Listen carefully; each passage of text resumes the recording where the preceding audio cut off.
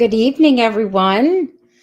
Happy Easter for those who celebrate Easter. And thank you for being here. I know the Chicken Sisters is on, and maybe you still have guests, but that's why I pushed it back to 9 o'clock. So, anyway, I already started with my ums. I see all of you saying happy Easter back. There's quite a few of you here. This installment is they all had a Dear Joy theme. Dear Joy, what more can we say? Because it is the last of the three. It's the third of the three. And I saved the topic for this because it's going to be 90% about just this topic. And that is the choice of the writers to decide to bring in diabetes as a storyline and the commitment I feel they have to make towards it. So we have a lot of feelings about this, and I'm going to share because remember I said I was doing this also to give you an opportunity to have a voice for Joy and the writers and the producers to hear what you had to say. I'm going to be sharing once again towards the end an email that was sent to me, pieces of it, and also some comments on one of our fan pages about the subject area. So I never, divulge your names. I do see some people that are here. I'm using your stuff. But anyway, hi everyone. I'm off all week. So a little housekeeping things while everybody's popping in. Tomorrow we will have we canceled in March. Gosh, I don't even know what month it is anymore. Our trivia, we've been doing like once a month trivia with a little bit of a computer glitch or technology glitch. We had tried to switch the StreamYard, which is what we use for streaming or what I use for streaming, and allow the actual Chris McNally fan group to have their own account. But they had changed the rules and there was like a 60-day delay and there was just a lot going on. So anyway, we didn't have one on March, but we have one this month and it is tomorrow at 8 o'clock. I hope you can join. We're playing a trivia game. It's like a word scramble. It's going to be fun and you win a prize. Hello, everyone. Hi, Jan. Hi, Lillian. Hi, Susan. And Kathy and Robin and Carrie and Joanne and Avis. Hi, everyone. And then I'm busy, let me tell you. Then on Tuesday night, those of you that are my time travel friends and we've been enjoying the way home, someone Susan Arabia had shared with me a cute movie, a rom-com type movie about time travel. So I've been posting things like that up and others have been sharing too, because we need some filler. And it was called Love Across Time. And I loved it. It's produced, well, not produced, but put out by Candlelight Media. So I contacted the leading female lead. Her name is Aubrey Reynolds, and she will be my guest. And we're going to talk everything about that on Tuesday, but she's from the Pacific Coast. And the earliest that she could do was 7 p.m. her time, which makes it my time, East Coasters, 10 p.m. But I've got people from all around the world that join in. So it'll be a late night for us on the East Coast. And you can always catch it. If you don't want to do the live, you can always catch it later. But it'll be fun. I'm interested in meeting her. Let's see. Oh, here we go. You're already talking about stuff that we're not there yet. And I'm going to miss it when you start doing this, Avis. And the other thing I wanted to mention was Wednesday, we're going to have something different. If you like Matlock, it's new and it's on CBS, but you can also get it on Amazon Prime. I listed it, or made a whole big list somewhere. If you didn't get to see it, just ask me. It's really good. And my friend Chip is going to come on, and he's like the master of detail, and more than Bryce. Y'all know Bryce, you know how detailed he is. And he's going to talk. Oh, thank you, Jen. I know you love it. I do too. And he's going to, if you haven't seen it, you don't want to go to the review, because I'm telling you, you don't. I like spoilers, but I'm glad that I didn't have any, because it just has so many twists and turns. It's fantabulous. So anyway, I just have a heavy load. You can always go over to the channel and you can see her if you follow me on Facebook. I have an everything about Hallmark page, and I'll be posting stuff. So I think we're here. So let's get started. Avis, something that you said is something I absolutely am going to be talking about.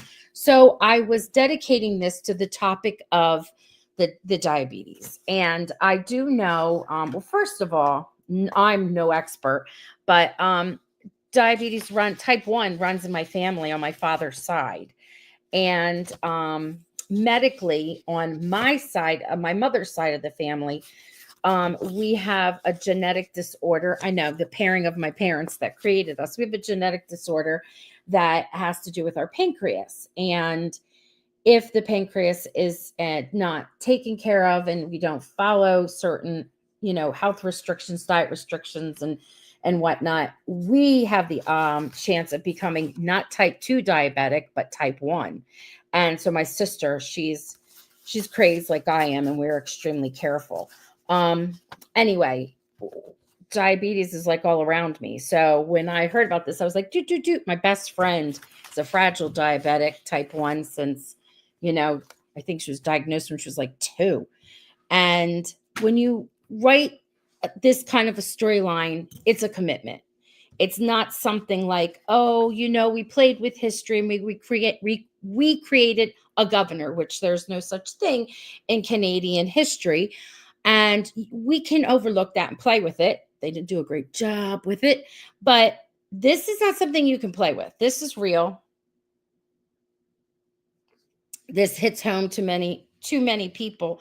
And because it's the 1920s, it basically was like a death sentence. So I'm going to talk a little bit about the history behind it, which I think makes the storyline complicated. And I don't think they could just do this hit or miss, because it's gonna really turn off a lot of people, which is a shame. I want to see what you're saying here before I get started, just to share. Avis, they need to show him getting tested daily, checking A1C, his levels every day, and his dietary restrictions.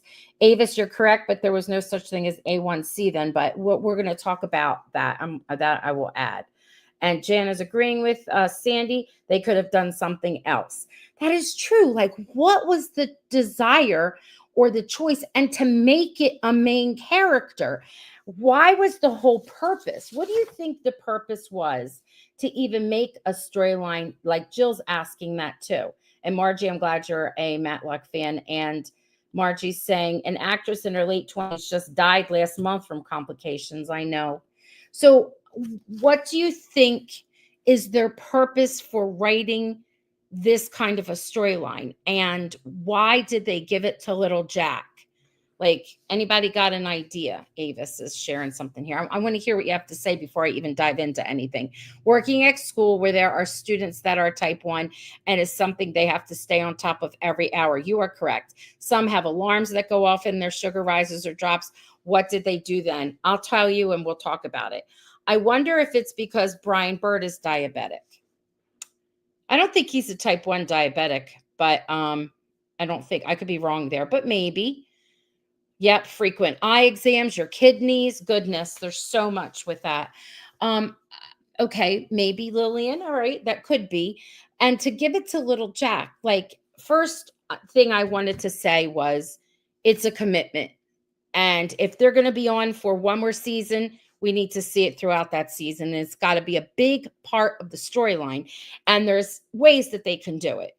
And then if it's on for 2 more years, 3 more years, 5 more years, 10 more years, it cannot go away unless the character goes away.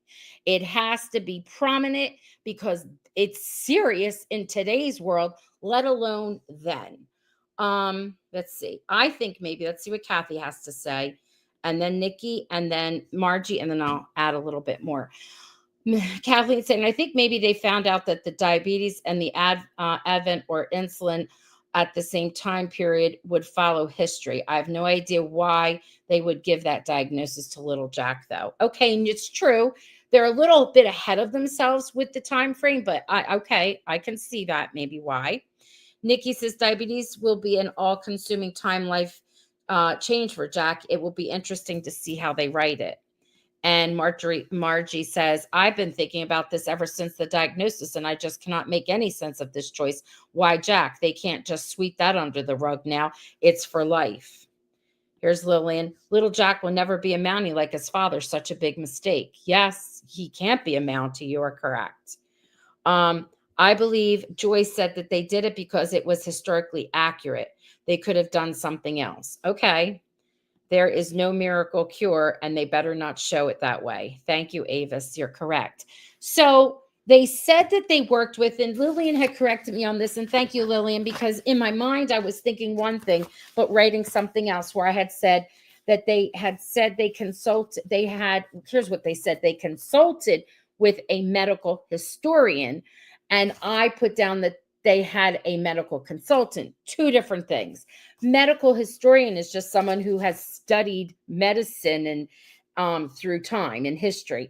And I was looking them up to see where you would even find a medical historian, and a lot of them are linked to various colleges.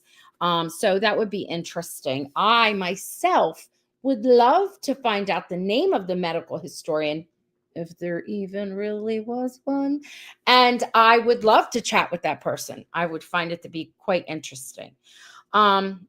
They didn't discuss the Titanic or World War I, so they haven't been following history so far. You are correct, Margie. You're correct. I think they were trying to find some other things, something that was meaningful.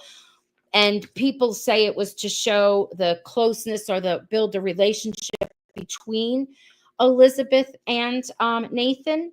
I don't know, but good gravy.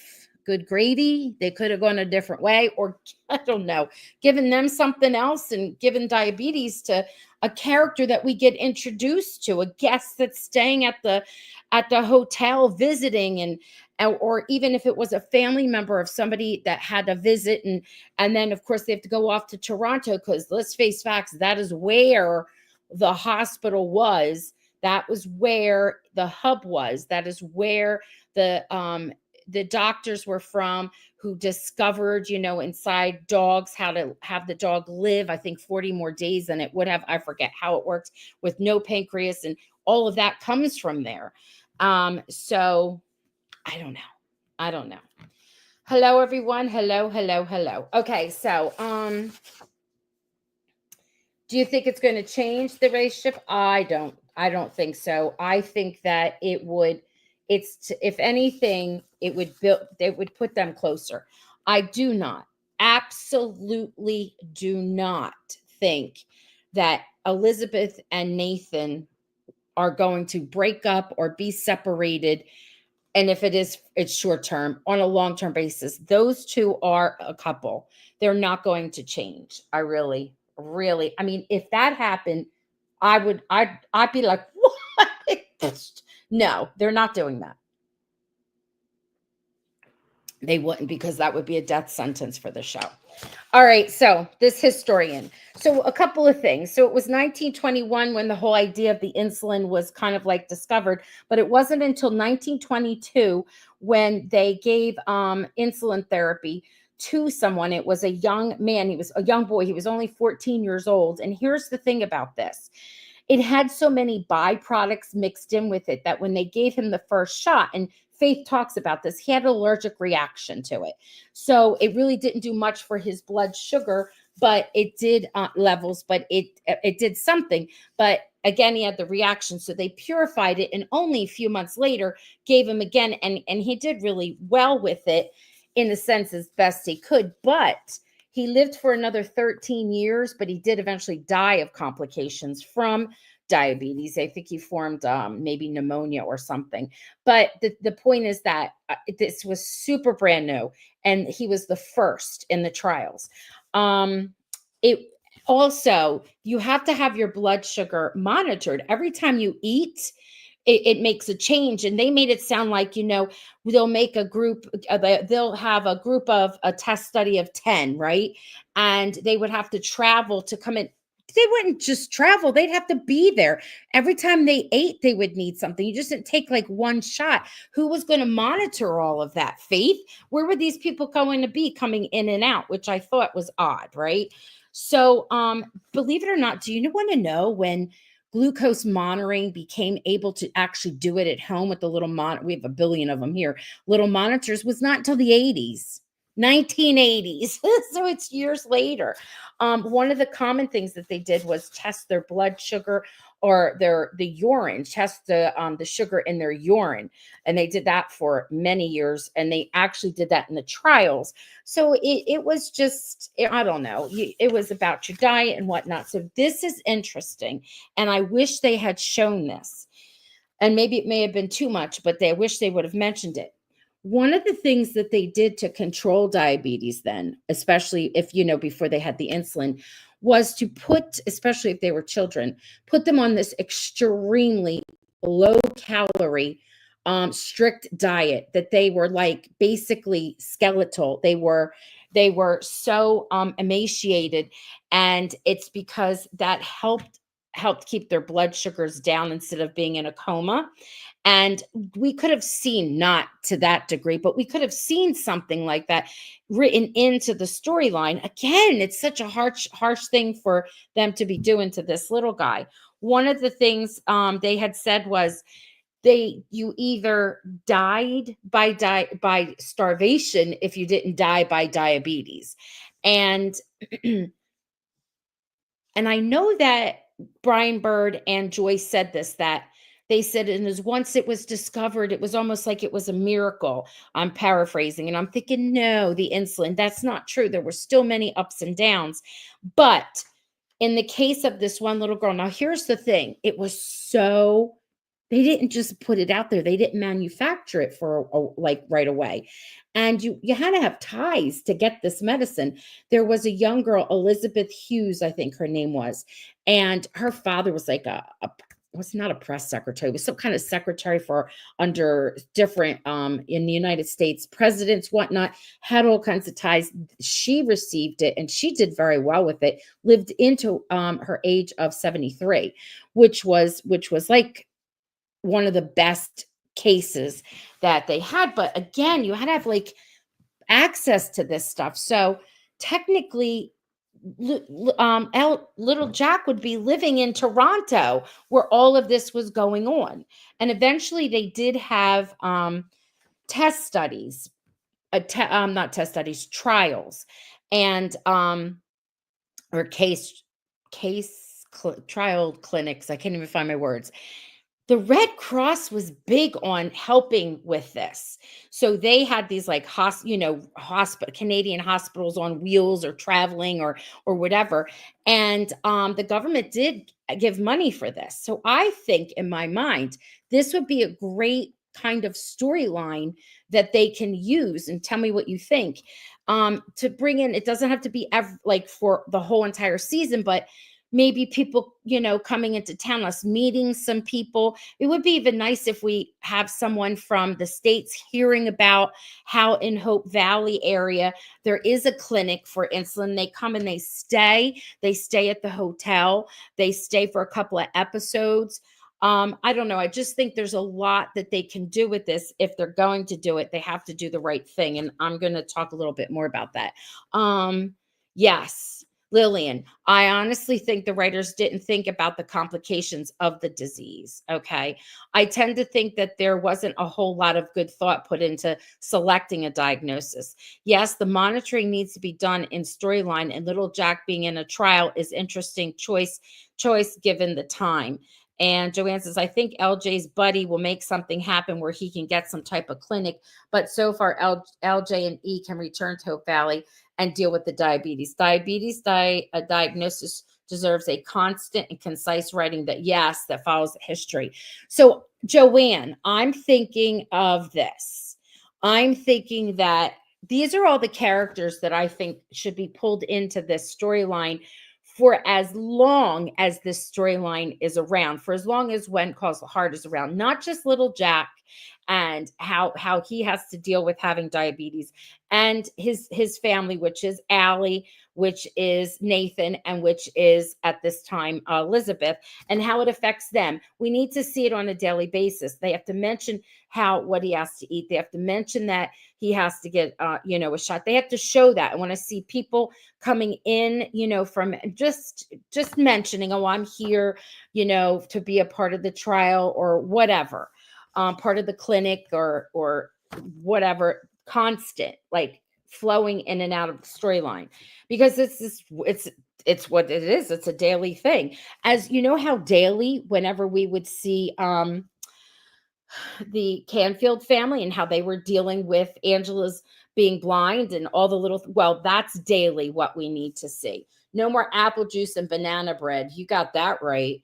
Uh-huh. And wouldn't it be cool that they also try to adjust how they eat because they're a family and they want to support him? That would be interesting, right? Yeah. Um, okay. Faith and Lily. I want to see how Faith feels about this. They could be writing her and involving her. Maybe she gets so consumed by it that she's not spending enough time like she thought she could or would, or just the whole undertaking of it is too much. So it kind of affects her relationship with Lily. I think that could be a storyline, and you can throw in whatever you want. I think Mike and May should be involved in this, especially when it comes to May. What happens during this time is that pharmacy changes. So the compounds of medicine became less in the 20s and more about pre-manufactured medicine. So a pharmacist took on a different role, and became more like it is now, the dispensary of medicines. And maybe May has a high interest in it. Maybe she's involved in some way. And also, what happens too is that um, during this time, pharmacists also were considered to be the poor man's doctor. They also called them doc because people couldn't afford certain medicines. So maybe Faith is so busy, more people come into the town. Somehow it could affect May. And it's also interesting, too, that during this time, the pharmacies were changing. And that's when they started to put the soda shop in and things that you can buy. We already have that in the pharmacy now, but we need to see May involved. That's just my opinion. Let's see what other people are saying. May for sure, as she was the pharmacist. Yes. Yes. The writers have thrown medicine as a main character now. You are correct. Yes, I agree.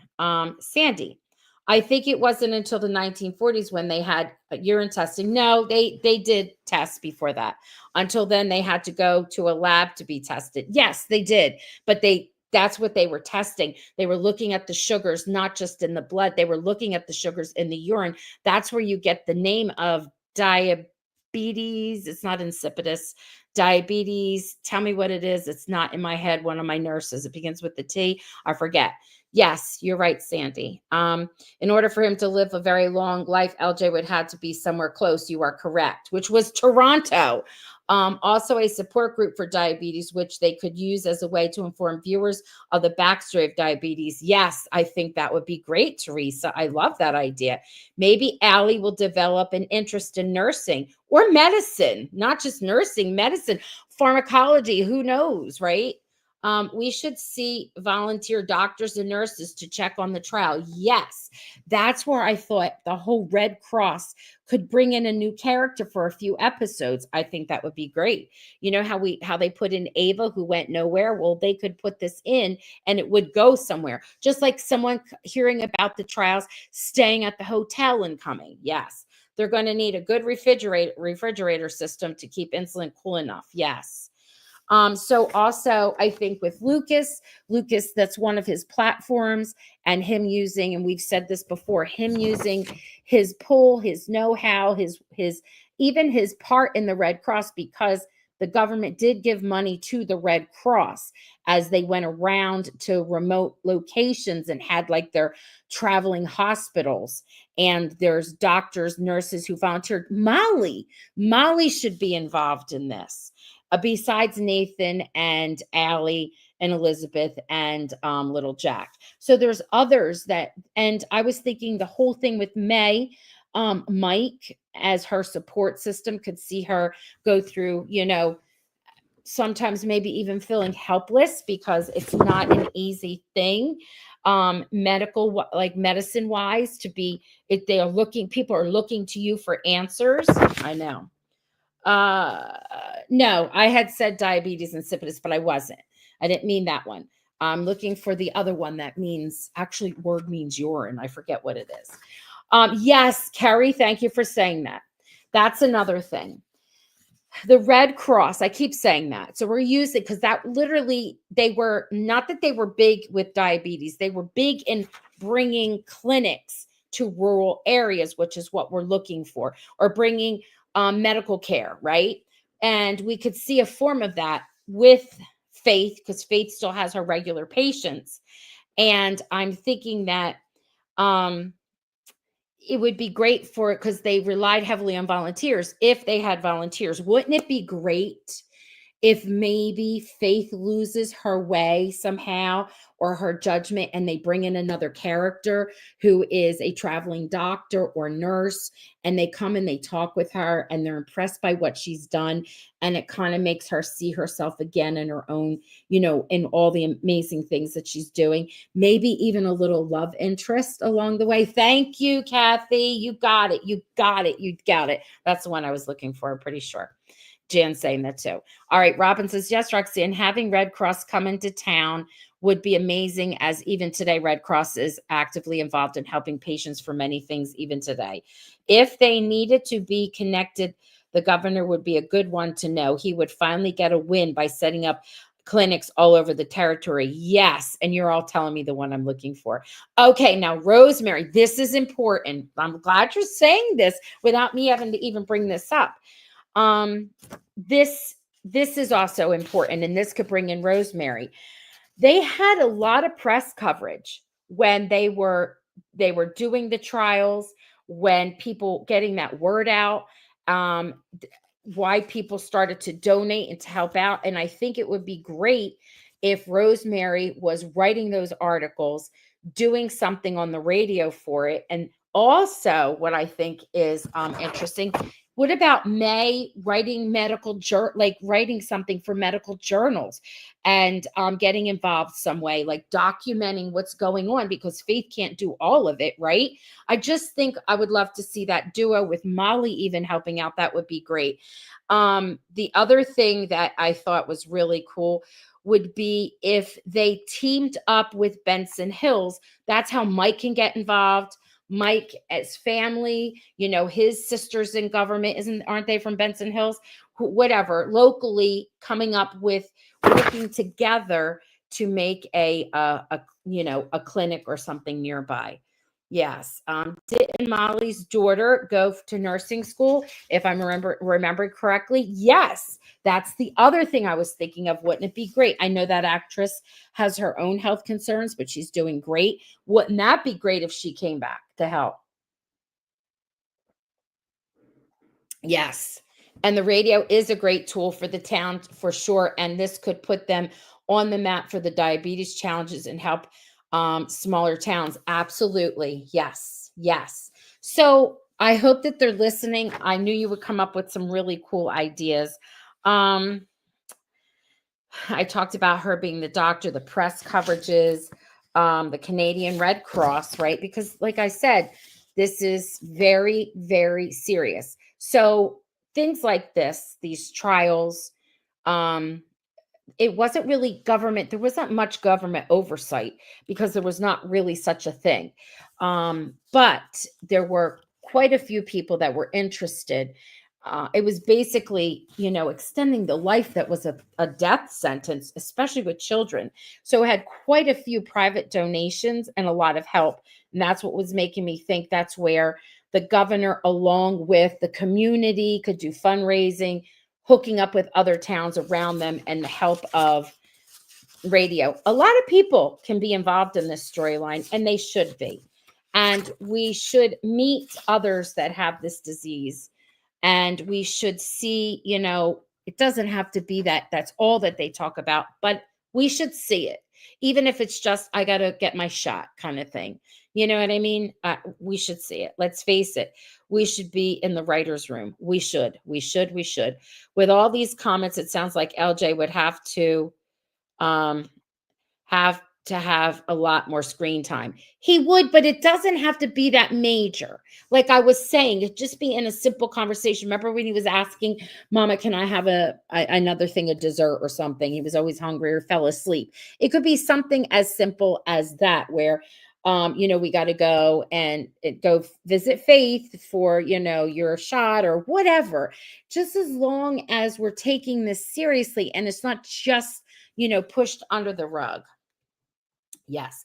Lee might also do some work as a mayor. He didn't do any last season. He could work with other towns to coordinate things to do fundraising. Yes. Yes. And a yes. And a yes. Yes. And yes. Yes to all of it. All right. So I just thought it was just so important that we all voice our opinions, and not just Lucas because he's governor, and Faith and May because they're in the medical field, but the whole town, all the big players, even what is it? Ned and Flo with their pharmacy. They should even have a part and a say in this. So that encompasses a lot here, a lot of people, and Bill somehow always gets involved. So there's room for everyone to have something to say. And I think it's important that they just do this justice. Now, I wanted to share some more things with you. Good thoughts. Good. Henry needs more time too. Henry knows a lot of people. And again, I feel like when I say Lucas involved, I'm talking about Lucas's group. We know that Edie is working for him. Oh, every now and then he takes her off of retainer because then he could dance with her, play cards with her, maybe one day something else, but I don't know. But Edie's there, Henry's there, should be working with Lee, and they should be a team and putting forth an effort, as a team to do this. Absolutely agree with it all. So I wanted to share with you now some things that were written, and I want to hear what you think about them. Okay. So I'm going to add here. Let's see. All right. So these are people's reactions. I think I put it on the fan page. It was a question that was suggested by Facebook, and it was something like, how do you think the writers how are they doing with real life stories?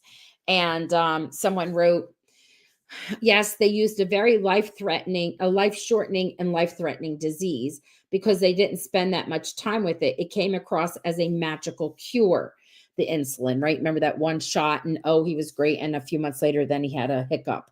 I do like that the finale shows that they have to find a better alternative to get the consistent treatment he needs. Wish it wasn't LJ, but I guess I wouldn't like it with any character. And that's something I wanted to bring up here. Um, just that they have to be realistic, right? What do you think about how they moved to be closer to where one of the clinics were? What is your opinion? Do you think that time is going to be passed and we're just going to get a voiceover? Or do you think we're going to see them coming home from being far away by the time they come back? They being, Nathan and Allie and all of them. Are they going to all come back together and a clinic has started? What do you think? What are your thoughts? And what would you like to see? Like, what would be realistic for you that goes along with this? I know I just threw out a lot of questions, but I'm curious to see what you had to say. And then I'm going to move on to the next one. They shared, When Calls the Heart has always dealt with real life issues, from the mine disaster to runaway orphans to floods to sexual harassment to illness. The list goes on and on. When Calls the Heart has always handled them with care. I would like to believe that they will do the same going forward. Yes, it was a bit unbelievable that Jack bounced back too quickly after one dose of insulin, but it's television and sometimes you have to suspend your belief.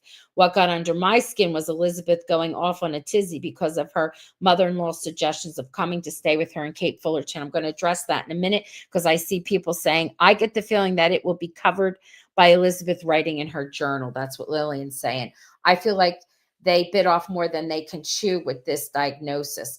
Not sure, but I think that Brooke Shields will be back as Jack's grandmom. Oh, Nikki, I like that. And let's talk about this thing right here. It ties in. Um, I'm always okay that she was in a tizzy because I think it, for me, this is what I was thinking. This is how I saw it. Thought it was really realistic because she was feeling guilty that she wanted everything to be done in her hometown, and her feelings of her hometown and her comfort, she kind of felt bad that she did that instead of going to where he needed to be. And in the end, that's what she had to do. So she was kind of taking it out on her mother-in-law as if her mother was suggesting something, but I think she was feeling guilt. And I kind of like that. I liked it.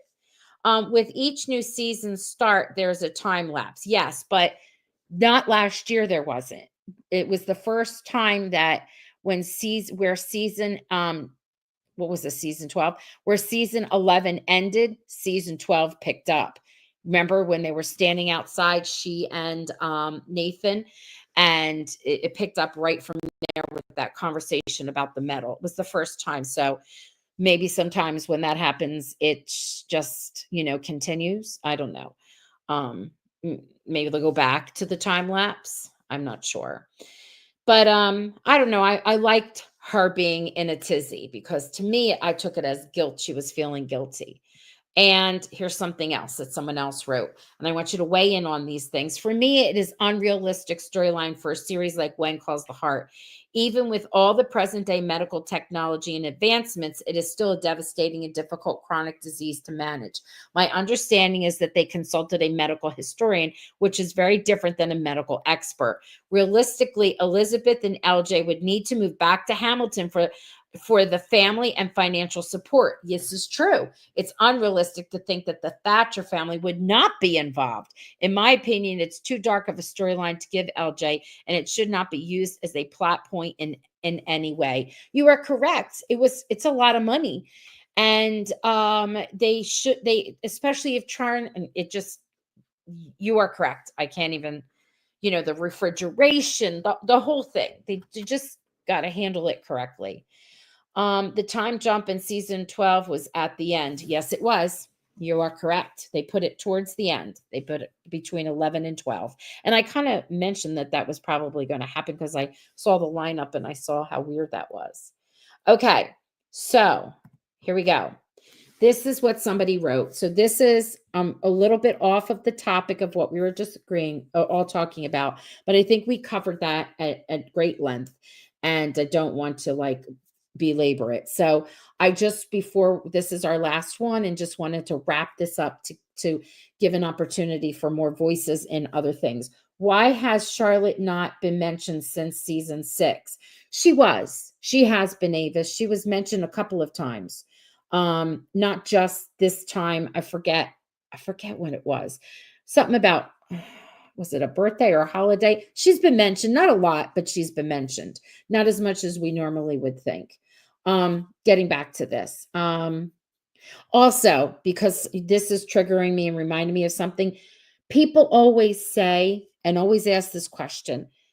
Nathan never gave back the money that he borrowed from Lucas in the beginning of, I forget which season it was, when he had to go and help out, had to do that sting with his brother-in-law, right?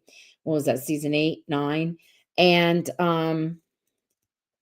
he did, but we didn't see it. So that's the whole part of the showing and the telling.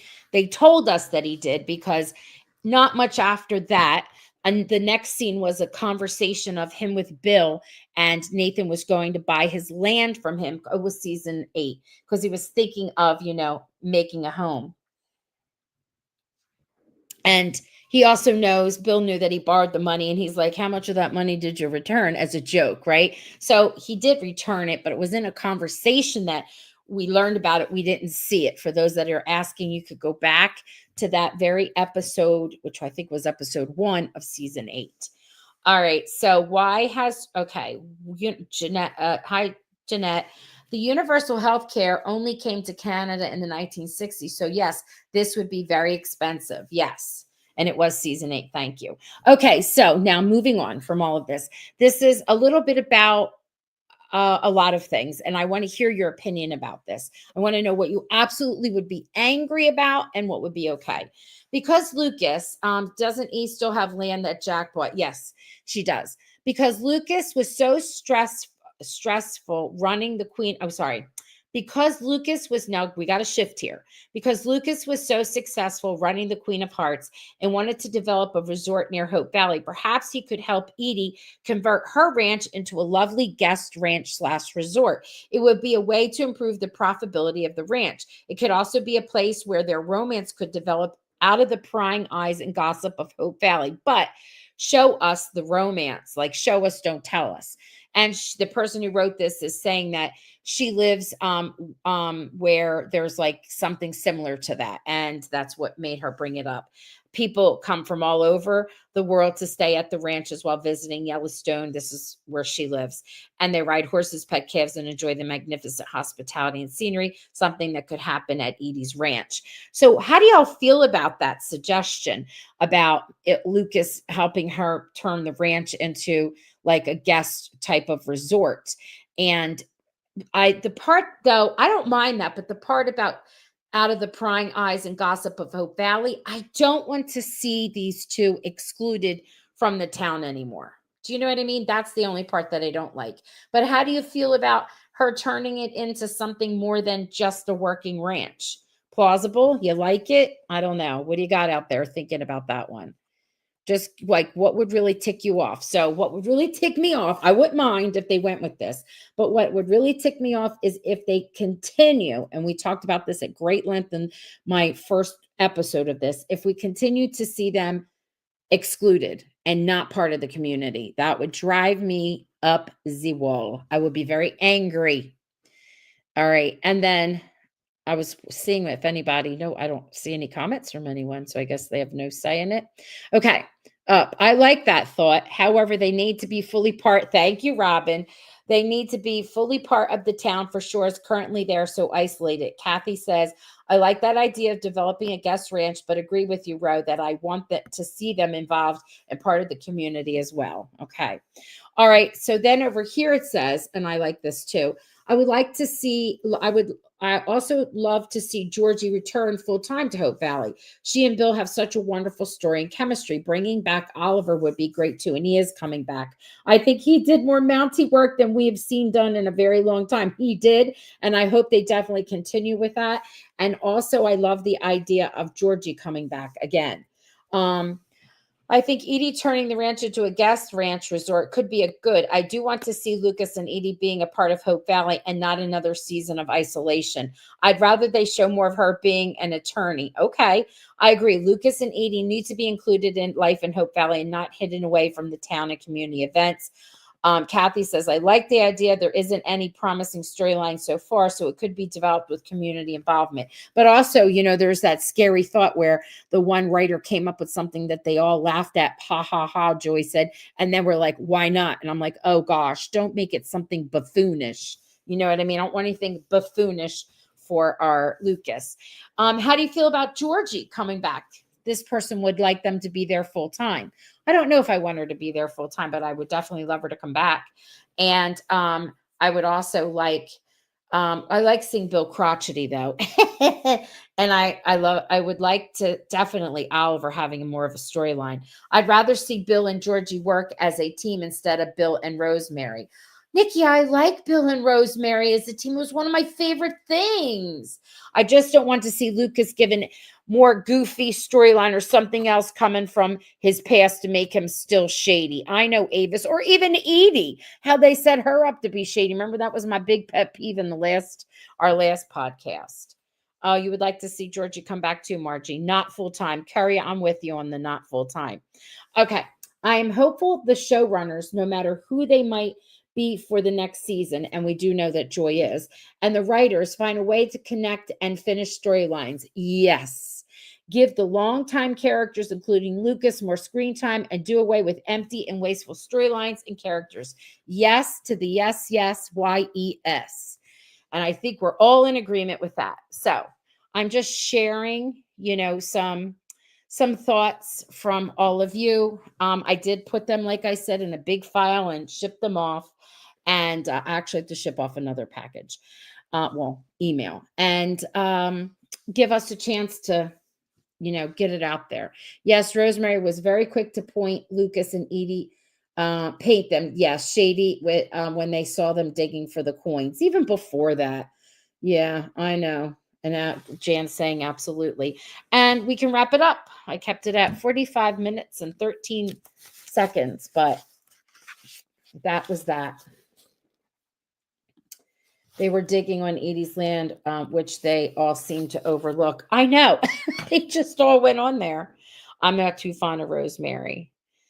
I love Rosemary, but something happened to her. Yes, that doesn't sound great. The ha for Lucas storyline, and hoping it's not a silly storyline as he can bring such great presence to the community. I know. And he's so good at playing romance. I mean, I know, they just, destroyed and hurt him. And let's face it, a lot of us are disgruntled and they need to hear what we have to say. And that's why I entitled this one, What More Can We Say? There's not more that we can say than we're being extremely repetitive. So thank you for tuning in and sticking with this. I hope they cut back on the comedy. I like the comedy as long as it's not their comedy, slapstick dumbness. Margie says, this has been an interesting line of chats, and I hope that Joy will get a hint that we are tired of seeing Lucas pushed to the side and ignored. Well, for me, early Rosemary and now late Rosemary, I don't care for her. I hear you, Jan. Say they destroyed her. Segue here. Your outfit looks gorgeous on you. Oh, thank you. It's a dress. It's a long prairie type dress. Thank you. Have to run. Thanks, everyone. And Ro, thank you for your outstanding work. Oh, thank you, Teresa, for being here.